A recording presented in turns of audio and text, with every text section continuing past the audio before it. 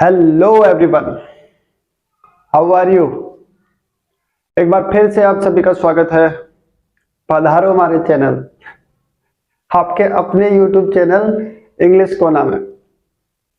अभी तक हम जो भी 3 वीडियो देख चुके हैं वो इसके बारे में, उसमें हमने इसकी जो फॉर्मल इंफॉर्मेशन थे उसके बारे में स्टडी की है।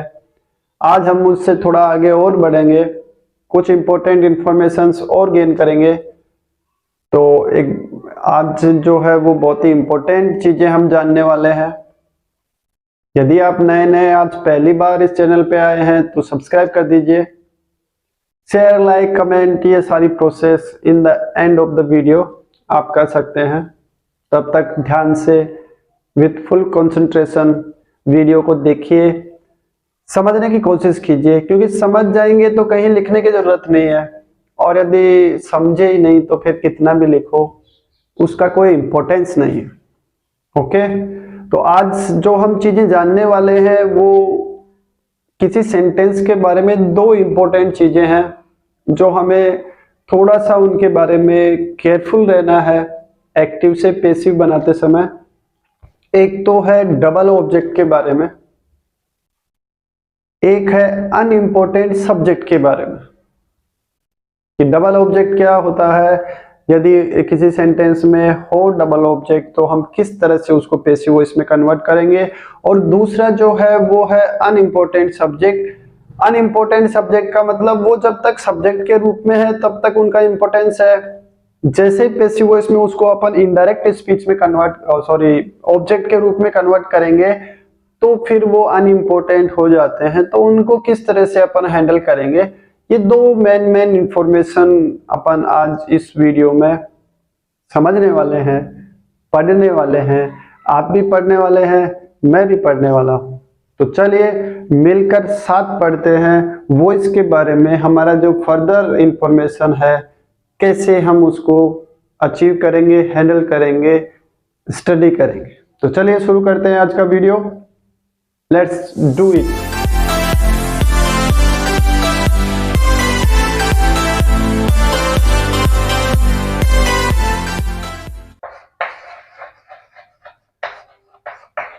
डबल ऑब्जेक्ट,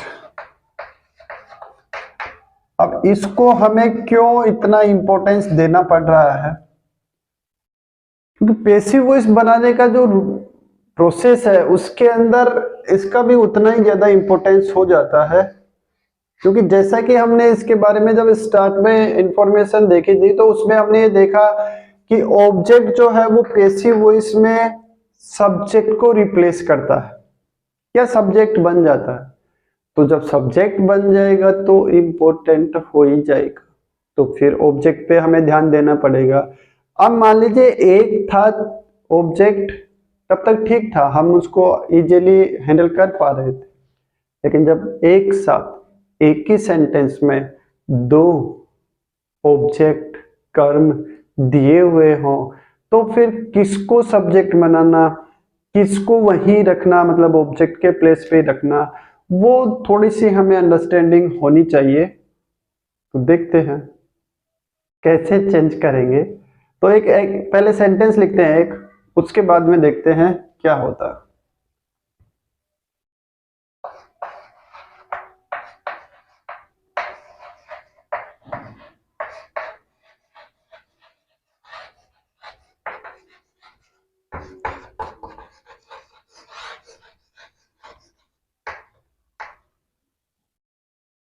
ये रहा हमारा एक्टिव का sentence.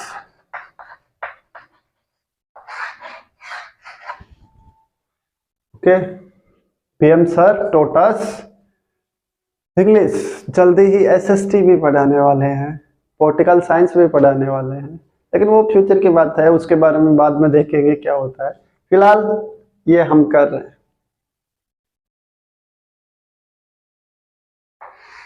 Subject, verb, object number 1 and object number 2, यही है। सेंटेंस का स्ट्रक्चर जो है वो ऐसा ही है। ये प्रोनाउन है, ये नाउन है, ठीक। अब इस सेंटेंस में जब हमें ऑब्जेक्ट दो दिए हुए हैं तो जो हमारे 5 गोल्डन रूल हैं या 5 जो हैं वो कॉमन रूल हैं जो सभी सेंटेंसेज में काम आएंगे, तो वहां पर अब ऑब्जेक्ट फर्स्ट को अपन सब्जेक्ट की जगह ले जाएं या फिर जो ऑब्जेक्ट सेकंड है उसको सब्जेक्ट की जगह ले जाएं। तो इसके लिए आप थोड़ा सा ये ध्यान रखिएगा, जो ऑब्जेक्ट हैं जो दो हैं उनमें आप उनको ऑब्जर्व कीजिए। एक लिविंग थिंग से रिलेटेड होगा, एक नॉन लिविंग थिंग से रिलेटेड होगा। आपको बन सकता है दोनों से ही पैसिव वॉइस, आप इससे भी पैसिव वॉइस बना सकते हैं, आप इससे भी पैसिव वॉइस बना सकते हैं। लेकिन जब हमें केवल एक ही सेंटेंस कन्वर्ट करना हो पैसिव वॉइस में, क्योंकि दोनों से बनाएंगे तो 2 सेंटेंस होंगे, तो जब हमें एक ही सेंटेंस कन्वर्ट करना हो पैसिव वॉइस में तब प्रायोरिटी किसको देंगे, प्राथमिकता किसको देंगे? तो उसके लिए जो लिविंग थिंग से रिलेटेड ऑब्जेक्ट है, एक होगा नॉन लिविंग थिंग से रिलेटेड ऑब्जेक्ट। तो प्रायोरिटी का जहां तक सवाल है, प्रायोरिटी या प्राथमिकता देने का जहां तक क्वेश्चन है, वो हम लिविंग थिंग वाले को देंगे। अंडरस्टैंड? और यदि हमें दोनों ऑब्जेक्ट से सेंटेंस बनाने के लिए कहा है तब कोई प्रॉब्लम है नहीं, दोनों से क्रिएट कर देंगे। जब दोनों से क्रिएट करेंगे तो एक यहां रहेगा, एक सब्जेक्ट की जगह चला जाएगा। तो यदि एक ही सेंटेंस कन्वर्ट करने के लिए कहा गया है तो फिर हम प्रायोरिटी देंगे किसको? किसको? जो लिविंग थिंग से रिलेटेड ऑब्जेक्ट है उसको। अब यहाँ पे आपको क्लियर नजर आ रहा है कि ये वाला जो ऑब्जेक्ट है वो लिविंग थिंग से रिलेटेड है, क्योंकि ये जो है वो ऑब्जेक्टिव केस में एक प्रोनाउन है, पर्सनल प्रोनाउन है। पर्सनल प्रोनाउन का मतलब व्यक्तिगत सर्वनाम है, और इसका जो सब्जेक्टिव केस होता है वो क्या होता है? वी, वी यानी हम। तो उसका ये ऑब्जेक्टिव केस का प्रोनाउन है। इंग्लिश जो है वो एक लैंग्वेज है, नॉन लिविंग थिंग है, तो उसको हम एक बार के लिए इग्नोर करते हैं। अब यदि इसको सब्जेक्ट बनाएंगे पैसिव वॉइस में, पैसिव वॉइस में जब इसको सब्जेक्ट बनाएंगे तो अभी ये ऑब्जेक्टिव केस में है, इसको जब सब्जेक्ट की जगह लिखेंगे तो इसी का सब्जेक्टिव केस लिखेंगे, जो कि होता है, क्या होता है? बोलिए क्या होता है? वी। ठीक, वी होता है। अब हमें चलना है, एक चेंज्ड हेल्पिंग वर्ब लिखनी है। आपको रूल्स याद होंगे 5 जो मैंने बताए थे कॉमन रूल। पहला, ऑब्जेक्ट को सब्जेक्ट बनाना। ये ऑब्जेक्ट ये अब सब्जेक्ट की जगह आ गया है तो इसको अपन लिख सकते हैं सब्जेक्ट। क्लियर? चलिए, चेंज्ड हेल्पिंग वर्ब लिखने के लिए पहले हमें टेंस को आइडेंटिफाई करना है। कौन सा टेंस है? टीच की ये सेकंड फॉर्म है, और जिसमें सेकंड फॉर्म आती है वो कौन सा टेंस होता है? Simple past. सिंपल पास्ट, तीनों जो सिंपल है, आपको पिछले वीडियो का जो भी डिस्क्रिप्शन है वो याद होगा। तीनों सिंपल में यदि हमें कोई सेंटेंस दिया हुआ हो तो जब पैसिव वॉइस में कन्वर्ट करते हैं तो उसी टेंस के कंटिन्यूअस की हेल्पिंग वर्ब लिखते हैं। सिंपल पास्ट का तो मतलब पास्ट कंटिन्यूअस की हेल्पिंग वर्ब्स आएंगी, और पास्ट कंटिन्यूअस में कौन सी हेल्पिंग वर्ब्स होती हैं? ये वाली होती है, यही होती है। और वी क्योंकि प्लूरल सब्जेक्ट है, फर्स्ट पर्सन का प्लूरल सब्जेक्ट है, तो इसके साथ में जो प्रॉपर हेल्पिंग वर्ब होगी वो होगी वर। ठीक है, नेक्स्ट। इसके बाद में हमें लिखना है, थर्ड रूल क्या है? Always use man verbs third form. Teach की सेकंड फॉर्म, थर्ड फॉर्म भी यही होती है, तो आप लिख सकते हैं वी वर टॉट। अब ये जो एक ऑब्जेक्ट बचा हुआ है उसको आप यहाँ पे लिखिए पहले, क्योंकि पिछले वीडियो में आपने आपको याद होगा कि 22 से पहले उस सेंटेंस में जो भी चीजें बची हुई हैं वो पहले लिखेंगे। In the end of the sentence we put by, and after the word by we put the subject of active voice as a object. तो ये जो बचा हुआ सेंटेंस में वर्ड था मतलब ऑब्जेक्ट सेकंड, उसको लिखा। फिर इसके बाद में हम लिखेंगे बाई, अब सब्जेक्ट को हमें क्या बनाना है, ऑब्जेक्ट। तो बना दीजिए ऑब्जेक्ट, इनको कोई आपत्ति नहीं होगी, इनको कोई प्रॉब्लम भी नहीं है, आप इनको ऑब्जेक्ट की जगह रखें, सब्जेक्ट की जगह रखें, नो प्रॉब्लम एट ऑल, क्योंकि दोनों ही प्लेस पे उतने इंपॉर्टेंट हैं जितने सब्जेक्ट के रूप में थे। तो ये हमारा सेंटेंस पैसिव वॉइस में कन्वर्ट हो गया है। प्रोसेस आपको समझ में आ गई होगी, ठीक है। अब इंग्लिश को आप इधर लाके उसको चेंज करेंगे तो फिर इंग्लिश सब्जेक्ट हो जाएगा, इंग्लिश के साथ में जो हेल्पिंग वर्ब लगेगी वो वोज होगी, ठीक। तो ये बस थोड़ा सा इसके बारे में ध्यान रखना है, जब डबल ऑब्जेक्ट हो, मतलब दो कर्म दिए हुए हो किसी एक्टिव वॉइस के सेंटेंस में, और एक ही सेंटेंस हमें पैसिव वॉइस में क्रिएट करना हो, तो आप प्रायोरिटी देंगे, प्राथमिकता से लिखेंगे उस ऑब्जेक्ट को जो लिविंग थिंग से रिलेटेड हो, और सेकंड प्लेस पे रखेंगे उस ऑब्जेक्ट को जो नॉन लिविंग थिंग से रिलेटेड हो, ठीक। क्रिएट दोनों से किया जा सकता है पैसिव वॉइस का सेंटेंस, ऐसी कोई बात नहीं है कि केवल एक ही ऑब्जेक्ट से होगा, किससे होगा ये जरूरी नहीं है, दोनों से क्रिएट कर सकते हैं, ठीक। ये हो गया आपका डबल ऑब्जेक्ट को लेकर, यदि कोई भी डाउट था तो आई होप क्लियर हो गया होगा, हो गया है ना, ओके। चलिए देखते हैं अनइम्पोर्टेंट सब्जेक्ट्स कौन कौन से होते हैं, ये कंप्लीट है, लेट्स मूव फॉरवर्ड। तो दूसरी चीज है जिसके बारे में हमें ध्यान रखना है, अनइम्पोर्टेंट सब्जेक्ट्स। अब अनइम्पोर्टेंट सब्जेक्ट्स को हम क्यों, मतलब इतनी चिंता कर रहे हैं उनके बारे में, इतनी टेंशन या स्ट्रेस क्यों ले रहे हैं इनके बारे में, तो वो इसलिए ले रहे हैं क्योंकि जो अनइम्पोर्टेंट सब्जेक्ट होते हैं, जब इनको पैसिव वॉइस में कन्वर्ट किया जाता है उस सेंटेंस को, तो अनइम्पोर्टेंट सब्जेक्ट को उस पैसिव वॉइस के सेंटेंस में लिखने की जरूरत होती नहीं है, बिना उनको वहां पे राइट किए हुए भी मीनिंग कंप्लीट हो जाता है। तो ऐसा सब्जेक्ट जिसको ऑब्जेक्ट के रूप में लिखने की कोई आवश्यकता नहीं होती है, कोई जरूरत नहीं होती है, नो नीड टू राइट, तो फिर वो सब्जेक्ट क्या कहलाता है, अनइम्पोर्टेंट सब्जेक्ट कहलाता है। और लिखने की जरूरत इसलिए नहीं है उस सब्जेक्ट को ऑब्जेक्ट के रूप में, क्योंकि उसके बिना भी सेंटेंस का जो मीनिंग एक्टिव वॉइस में था वही मीनिंग उसके बिना भी, without subject as an object we complete the meaning in passive voice. तो हम उस अर्थ को जो एक्टिव में था वो सेम रख सकते हैं बिना उस सब्जेक्ट को ऑब्जेक्ट बनाए हुए।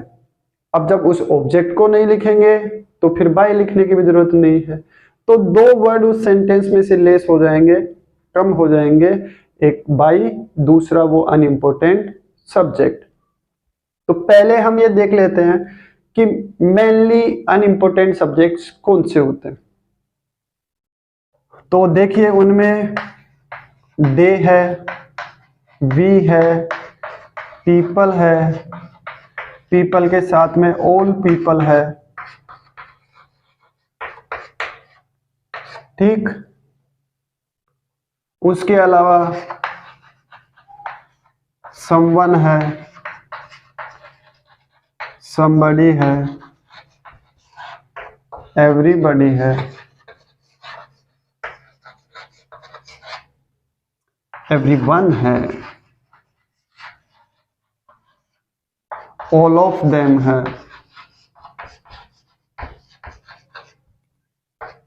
one है, etc.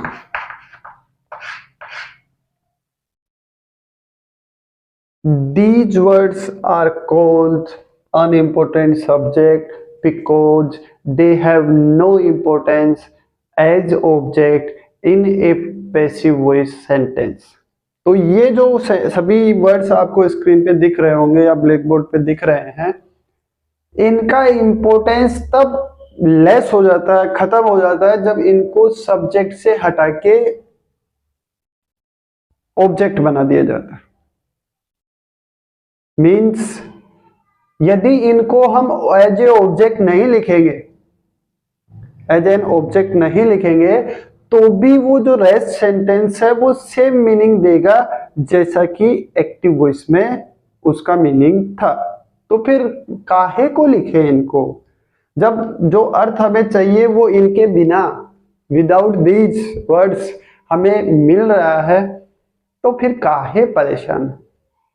नहीं होना चाहिए तो हम होंगे भी नहीं। बट, लेकिन, किंतु, परंतु, ये जो है ये ऐसे हो तो अनइम्पोर्टेंट सब्जेक्ट है, लेकिन जैसे मैनी पीपल, कई लोग, और सम पीपल, तो ये इस तरह के जो दो वर्ड हैं, उसमें पीपल जो है वो तो कॉमन है दोनों में, लेकिन उससे पहले एक एक वर्ड वो लगा हुआ है, मैनी एंड सम, वो इंपॉर्टेंट हो जाते हैं फिर। क्योंकि यदि हम नहीं लिखेंगे तो फिर वो किसको इंडिकेट करेगा, या तो ऑल पीपल को या फिर पीपल को, जबकि ऐसा नहीं है, सभी नहीं है, या तो कुछ है या फिर कई है।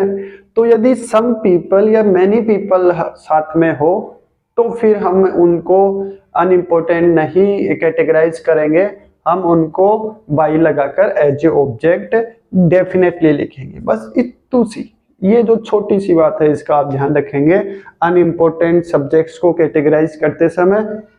ये तो है ही अनइम्पोर्टेंट, इनकी हमें ऑब्जेक्ट के रूप में कोई नीड नहीं है, लेकिन वो जो सम पीपल और मैनी पीपल हैं, इस तरह के जो वर्ड्स हैं उनका हम ध्यान रखेंगे, उनको हमें अनइम्पोर्टेंट नहीं मानना है, वो इम्पोर्टेंट ही है और उनको हमें ऑब्जेक्ट के रूप में लिखना ही है। तो चलिए एक एग्जांपल इसका भी देख लेते हैं, उसके बाद में हम आगे बढ़ेंगे, हमारे डिफरेंट काइंड ऑफ सेंटेंसेज के एग्जांपल लेंगे, उनके अंदर कौन से एडिशनल रूल्स होते हैं उनको लेंगे। तो फटाफट आप इनको एक बार फिर से देख लीजिए, एस लेना चाहें, स्क्रीनशॉट लेना चाहिए तो वो भी ले सकते हैं। फिर हम बढ़ते हैं आगे। सेंटेंस है some people do not eat mango. अब जब हमें इसको चेंज करना होगा तो सम पीपल तो क्या हो गया, सब्जेक्ट, ये हेल्पिंग वर्ब हो गई, ये वर्ब हो गई मेन वर्ब, और ये हो गया ऑब्जेक्ट। ऑब्जेक्ट को हम क्या करेंगे, सब्जेक्ट बनाएंगे, मैंगो, आम, आम, अभी सीजन आने वाला है आम का, अच्छे से खाइए, आम रस भी पीजिए और बिल्कुल आम की तरह हो जाइए। मैंगो सब्जेक्ट हो गया है, ऑब्जेक्ट था पहले सेंटेंस में। अब डू या डज किसका आइडेंटिफिकेशन है, सिंपल प्रेजेंट का। सिंपल प्रेजेंट के अंदर किसकी हेल्पिंग वर्ब आती है, प्रेजेंट कंटिन्यूअस की। प्रेजेंट कंटिन्यूअस में कितनी हेल्पिंग वर्ब होती है, 3, इज, एम, आर। मैंगो के साथ में क्या आएगा, क्या आएगा, is. Mango is negative sentence है तो इसके बाद में क्या लिख देंगे, नोट। ईट की क्या लिखनी है हमें, थर्ड फॉर्म लिखनी है। एक रूल ये, ऑब्जेक्ट को सब्जेक्ट बनाना, चेंज्ड हेल्पिंग वर्ब लिखना, मेन वर्ब की थर्ड फॉर्म लिखना। अब उसके बाद में क्या है, फोर्थ रूल क्या है, बाई लगाना। और क्योंकि ये सम पीपल है, इंपोर्टेंट सब्जेक्ट है, तो इसको भी हम क्या कर देंगे, लिख देंगे आगे। तो ये तो सम पीपल या मेनी पीपल जो भी होगा उसके लिए एग्जाम्पल है। दूसरा एग्जाम्पल अपन लिखते हैं, अनइम्पोर्टेंट सब्जेक्ट का एग्जाम्पल देख लेते हैं। People eat mango. तो मैंगो जो है उसको, वो ऑब्जेक्ट है, उसको सब्जेक्ट बनाएंगे तो वो सबसे पहले होगा मैंगो। फिर verbs first form, without helping verb यदि फर्स्ट फॉर्म है तो फिर वो कौन सा टेंस होता है, सिंपल प्रेजेंट। सिंपल प्रेजेंट है तो क्या होगा, कंटिन्यूअस की हेल्पिंग वर्ब आएगी। कंटिन्यूअस में मैंगो के साथ में क्या आएगा, इज। ठीक, इज के बाद में क्या करना है, ईट की सेकंड थर्ड फॉर्म लिखनी है, इज ईटन, फुल स्टॉप, क्योंकि इसको हमें लिखना नहीं है। आम जो है वो लोगों के द्वारा ही खाए जाएंगे, ओकेजनली जैसे कई जानवर भी खा लेते हैं, बंदर है या फिर जिसको भी अपन देंगे आम खाने के लिए वो भी खा लेता है, क्योंकि होता ही इतना स्वीट है मैंगो, हर कोई लाइक करता है। तो ये जो है वो इस तरह के जो सब्जेक्ट्स हैं उनको यदि हम नहीं भी लिखेंगे बाई लगाकर एज एन ऑब्जेक्ट, तो इसके अर्थ पर, इसके मीनिंग पर कोई इफेक्ट नहीं पड़ता है। लोग आम खाते हैं, आम खाया जाता है, तो इतना भी बताएंगे आम खाया जाता है तो लोगों के द्वारा ही खाया जाता है, है ना। तो मीनिंग जो है वो विदाउट पीपल ऑब्जेक्ट बनाए हुए भी अपने को कंप्लीटली समझ आ रहा है, अंडरस्टैंड हो रहा है कि इस तरह से ये चीजें होती। तो आज के लिए बस इतना ही, मिलते हैं नेक्स्ट वीडियो में। Interrogative sentence, exclamatory sentence, optative sentence को किस तरह से पैसिव वॉइस में कन्वर्ट किया जाता है, उसके साथ बहुत सारी इंपॉर्टेंट जो इंफॉर्मेशन होगी वो और होगी नेक्स्ट वीडियो में। आई होप ये सारी चीजें आपको पसंद आई होंगी, समझ में भी आई होंगी, और आपने अभी तक वीडियो को लाइक भी कर दिया होगा। आपको यदि पसंद आई है, आपको समझ में आई है, तो आई होप आपने शेयर भी कर दिया होगा। तो उनकी कहने की जरूरत है नहीं कि आप शेयर करिए या लाइक करिए। हाँ, यदि कोई डाउट है तो टिप्पणी कर सकते हैं, कमेंट कर सकते हैं, और सब्सक्राइब अपने जो भी जानकार हैं उनसे कराने का ट्राई जरूर किया कीजिए। Thanks for watching. आपने वीडियो को एंड तक देखा, उसके लिए आपका very very thank you, big thank you. मिलते हैं नेक्स्ट वीडियो में। Till then, good bye, take care.